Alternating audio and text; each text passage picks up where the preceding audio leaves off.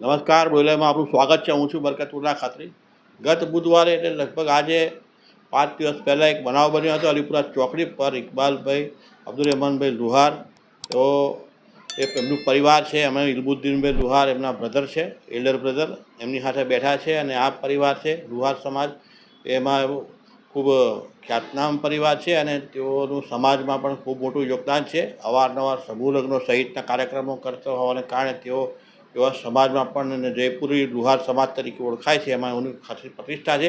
અકસ્માત સંદર્ભે આપણે વાત કરવાની છે, પરંતુ એમનો ટૂંકો પરિચય આપવો ખૂબ જરૂર હોવાના કારણે એટલે આવા પરિવારનું ફરજન જ્યારે આ પ્રકારનું બનાવનો ભોગ બને તો સ્વાભાવિક છે કે સમગ્ર સમાજ અને ગામ અને વિસ્તારમાં શોકમગ્ન થઈ ગયા છે. એ શોકની કાલીમાં જે છવાઈ ગઈ તે આજે પણ લોકો એમાં આઘાતમાંથી બહાર આવી શક્યા નથી. એ બનાવ સંદર્ભે એમના જે સંવેદના છે એના પડઘા ઝીલવા માટેનો અમે પ્રયાસ કરી રહ્યા છીએ. એમની સાથે જે વીતી છે તે સમય એવો હતો સંવેદનશીલ, એટલે અમે તે વખતે એમને મળી શક્યા નહીં, પરંતુ આજે અમે સંવાદ થયો, વાત થઈ, તો એમને પણ કંઈક વાત કેવી છે, તો તે માટે અમે ભેગા થયા. અને અમે આ વિડીયોથી પોલીસ, આરટીઓ કે બીજા કોઈ તંત્રોને પર આક્ષેપ કરવા માગતા નથી. પોલીસની કામગીરીથી અમે સુપેરે વાકેફ છે, એ બહુ સારી જ છે. બોડીના પીઆઈ ગાવિત સાહેબ છે, ફરિયાદ પણ નોંધી દીધી અને કાર્યવાહી પણ ચાલી રહી છે.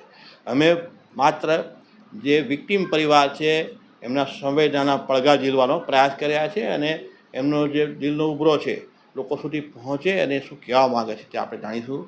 ઇલ્મુદ્દીનભાઈ, જે બનાવ બન્યો છે બહુ ખૂબ જ દુઃખદાયક છે. તમે આ અંગે શું કહેવા માંગો? સૌથી પહેલાં તો બરકતભાઈ, તમે મારા દુઃખમાં સહભાગી થયા તે જ બહુ મોટી વાત છે. બીજી વાત એવી છે કે મારા ઘરમાં જે આ બહુ મોટો આઘાત આવ્યો છે તે આ ખાડો એટલો મોટો છે કે પૂરાઈ શકે એમ જ નથી. મેં તો મારો ભાઈ ગુમાવ્યો છે, પણ બરકતભાઈ, મેં તમને તમારા બોડી લાઈવના માધ્યમથી એક વસ્તુ કહેવા માગીશ જરૂર, કે ભવિષ્યની અંદર કોઈનો બાપ, કોઈનો ભાઈ, કોઈનો પતિ કે કોઈનો સ્વજન આ રીતે મોતને ના પેટે એ પ્રમાણે હું તમને આજીજી કરું છું કે બોડી લાઈવ મારફતે તમે આગળ રજૂઆત કરો.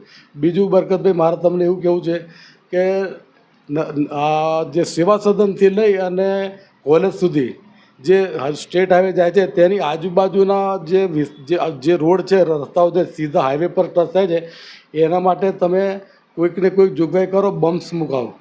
અને સેવા સદનથી કોલેજ સુધીના અને અલીપુરા ચોકડીથી આજુબાજુ 1 કિલોમીટર સુધીના બમ્પ્સ મુકાવો, જેથી કરીને કોઈ પણ સાધન બોડેલી અલીપુરાની અંદર ધીમે ધીમે પસાર થાય, જેથી કરીને આ વસ્તુ બીજી વખત ના બને.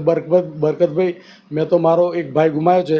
મને તો આજે એ દુઃખ માલિક, મને તમે બી દુઆ કરજો, હું બી દુઆ કરું છું. મને સહનશીલતા, મને આજે બી મારા ભાઈની બહુ લાગણી છે. પણ એક તમે બોડી લાઈવ આજે વર્ષોથી ચલાવો છો અને વાચા આપો છો લોકોના પ્રશ્નોની, ઘેર ઘેર જઈને તમે કોઈ પણ જાતની અપેક્ષા વગર તમે આ કામ કરો છો. મારી તમને દુઆ છે કે તમને પરવરદિગાર આની તરક્કી આપે.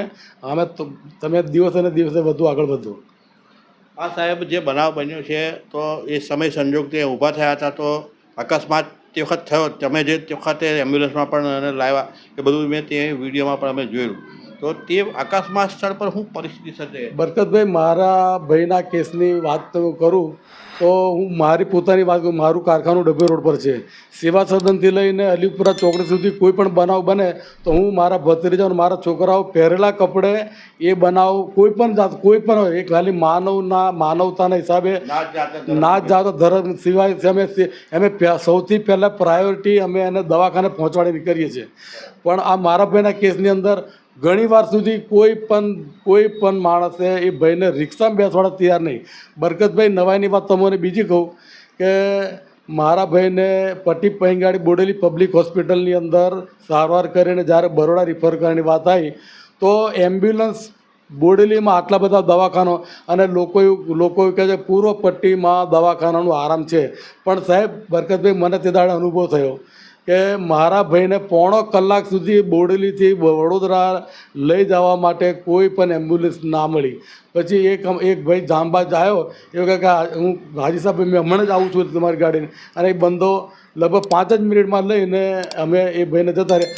કદાચ જો મોત મૈયત તો માલિકના હાથને જ છે, પણ મને એક વસ્તુ રહ્યો કે મારા ભાઈ જો 1.5 કલાક પહેલાં પહોંચી જતા તો એ જે બ્લડ બધું શરીરમાંથી જતું રહ્યું, એમાં કંઈક ને કંઈક મારા ભાઈને રાહત મળતી. બરકતભાઈ, મારું એવું કેવું છે.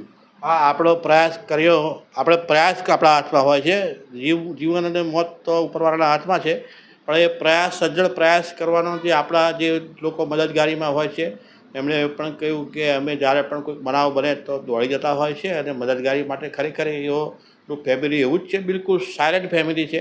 કોઈ દાડો કોઈ જસ માટે પણ કોઈ દાડો મીડિયામાં આવવાનો પણ એમનો કોઈ પ્રયાસ એ મને લાગે છે સૌપ્રથમ વખતે અમે ભૂરીલાલ સાથે અમારા ખાસ અંગત મિત્ર છે, પારિવારિક સંબંધો છે. કોઈ દિવસ એમણે એવું નથી કીધું, પણ આ બનાવ એવો બન્યો છે, સંવેદનાના પડઘા ઝીલવાનો અમારો પ્રયાસ છે. અને એને લીધે અમે કોઈ ટીકા ટિપ્પણી માટે નથી, પરંતુ જે પરિવાર, વિક્ટીમ પરિવાર જયપુરી લુહાર સમાજના, તેઓ ખૂબ જ આ વિસ્તારના જિલ્લા સહિત મધ્ય ગુજરાતમાં તેઓનું પરિવાર છે. એ ખ્યાતનામ, એમને સમાજમાં ખૂબ મોટી ઇજ્જત હોય છે. અને એ એમના પરિવારનો એમનો બ્રધર છે, નાનો ભાઈ, તે જ્યારે આ અકસ્માતે ભોગ બને તો સ્વાભાવિક છે કે એમને આઘાત એમનો પરિવાર નહીં, સમગ્ર સમાજ છે તે પણ, મેં તો કહ્યું બુરડીમાં પણ એનો આઘાત આજે પણ લોકો ભૂલતા નથી. અને જે બનાવ બન્યો છે બહુ ખૂબ જ જઘન્ય બનાવ છે. અને આ રીતે રેતીની જે ગાડીઓ છે એને પણ નિયંત્રણ કરવામાં લાવવા માટેના પ્રયાસ કરવામાં આવે. સાથે સાથે એમણે જે વાત કીધી છે એને પણ તંત્ર સમજવાના પ્રયાસ કરે, કારણ કે હાઈવેના ક્રાઇટેરિયાની મેં એમ તો બમ્પ્સ હોતા નથી, પરંતુ હવે નગરપાલિકા વિકાસ થઈ રહ્યો છે તો નગરપાલિકાના સંદર્ભે પણ કે ભાઈ નગરપાલિકાની જે પેરીમીટરમાં આવતું હોય તો વાહનોના નિયંત્રણમાં લાવવા માટેના પ્રયાસ રૂપે પણ કોઈકને કોઈક પ્રયોજન એવું કરવું જોઈએ, જેનાથી આ પ્રકારના નિર્દોષ માનવ જીવો ભોગ ન બને. અગાઉ જે એ અમારા મિત્ર સેમ પરમાર, જે કરિશ્મા પરમાર બેન છે, એમના હસબન્ડ જો પંચાયતમાં સભ્ય હતા, એનો પણ બનાવ બન્યો હતો. એ પણ બહુ એનો આઘાત હજુ આપણે ભૂલ્યા નથી. ત્યાં બીજો બનાવ એક જ અઠવાડિયા દરમિયાનમાં 15 દિવસમાં બન્યો, એટલે એ નજીકમાં.